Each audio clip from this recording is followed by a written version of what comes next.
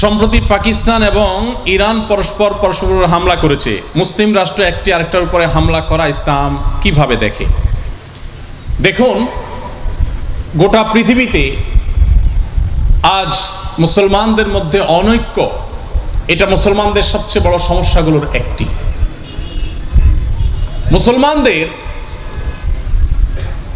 শত্রু চিহ্নিত, কোরআন বারবার চিহ্নিত করে দিয়েছে কারা মুসলমানদের শত্রু। জিন সম্পর্কে আল্লাহ বলেছেন শয়তান হলো আমাদের প্রকাশ্য শত্রু। আর ইহুদিদের সম্পর্কে আল্লাহ বলেছেন ওয়ালা তাজিদান্না আশাদ্দান নাসি আদাওয়াতান লিল্লাযিনা আমানুল ইয়াহুদ। মানুষ সেই কমন শত্রুর বিরুদ্ধে লড়াই না করে নিজেদের মধ্যে লড়াই করে।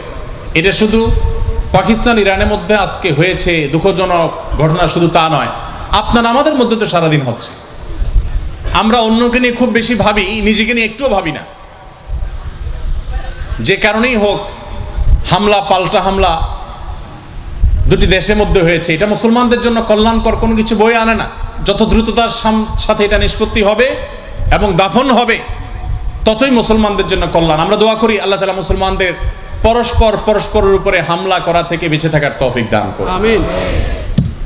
শিয়াদের সম্পর্কে আহলে সুন্নাত জামাতের ধারণা একেবারে পরিষ্কার, কিন্তু তারপরও পরস্পর যুদ্ধে লিপ্ত হওয়ার কোনো সুযোগ নেই। দেখুন, নবী করিম সাল্লাল্লাহু আলাইহি সাল্লাম মুনাফিকদের হত্যা করার প্রশ্ন যখন উঠল, তিনি বলেছেন যে আজকে যদি মদিনায় থাকা মুনাফিক যারা আসলে কাফের, এদেরকে যদি আমি হত্যা করতে যাই, তো বিশ্বের অমুসলিমদের কাছে ভুল বার্তা যাবে। তারা মনে করবে মুসলমানদের মধ্যে গন্ডগোল শুরু হয়েছে। এই বার্তা তাদেরকে আমি দিতে চাই না। মুসলমানদের শক্তি দুর্বল করতে চাই না। মুসলমানদের সম্পর্কে তাদেরকে বিন্দু মাত্র মন্তব্য করার সুযোগ দিতে চাই না। তো সেই জায়গা থেকে এটা কখনো কোনো মুসলমানের কাছে কাম্য নয়। কিন্তু ভাইরা আমার, পাকিস্তান ইরানের কথা কেন বলছেন? আপনি আমি পরস্পর একই কাজ করছি কি করছি না? কিভাবে করছি? সোশ্যাল মিডিয়াতে আপনি এক হুজুরের ভক্ত, আরেকজন আরেক হুজুরের ভক্ত। আপনি ওই হুজুরের গোষ্ঠী উদ্ধার করেন, আবার ওই হুজুরের ভক্তরা আপনার হুজুরের গোষ্ঠী উদ্ধার করে। আছে না নাই? তাহলে ইরান পাকিস্তানের যে কাজ নিয়ে আপনি এত চিন্তিত হয়ে প্রশ্ন দিলেন, আপনি নিজে সে কাজটা করছেন কি করছেন না? শয়তান আমাদের সবাইকে একটা কঠিন চালের মধ্যে ফেলে দিয়েছে। চালটা কি জানেন? চালটা হলো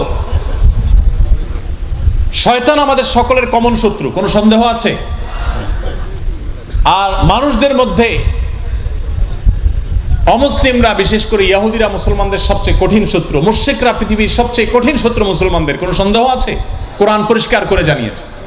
সেই শত্রুর বিরুদ্ধে আমাদের লড়াই করতে হবে। এখন আমরা ইখতিলাফ করছি কি নিয়ে? ধরেন কোথাও শত্রু আছে, সাপ আছে। এখন এই সাপটা আমাদের বিষধর সাপ, দংশন করতে আসছে, আত্মরক্ষার জন্য তাকে মারতে হবে। তো মারার জন্য আপনারা 4-5 জন আছেন। একজন বলতেছেন যে সাপকে মারতে হলে আমাদের একটা পিস্তল জোগাড় করা উচিত, কারণ লাঠি দিয়ে মারতে গেলে যদি পাল্টা কামড় দেয়, পিস্তল দিয়ে দূর থেকে গুলি করবো, শেষ, এটা বেটার।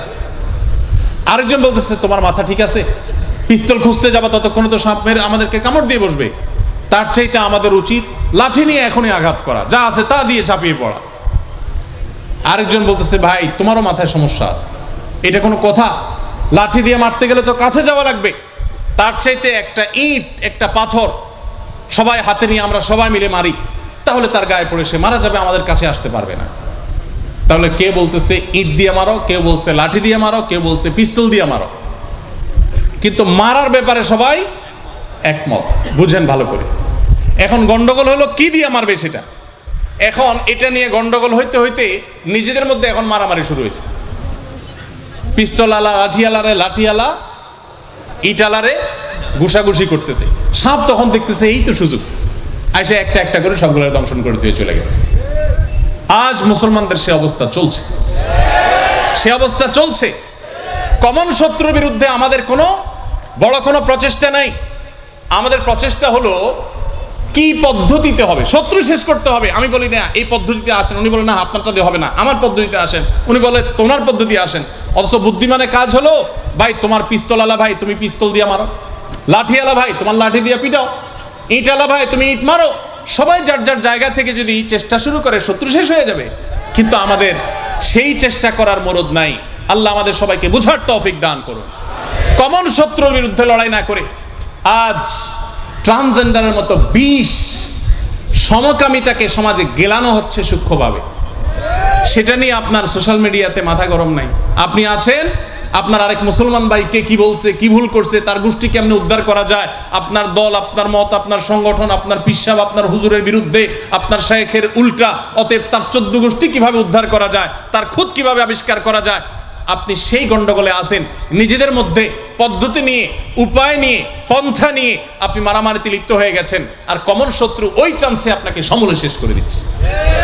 আল্লাহ তাআলা আমাদেরকে বুঝার তৌফিক দান করুন।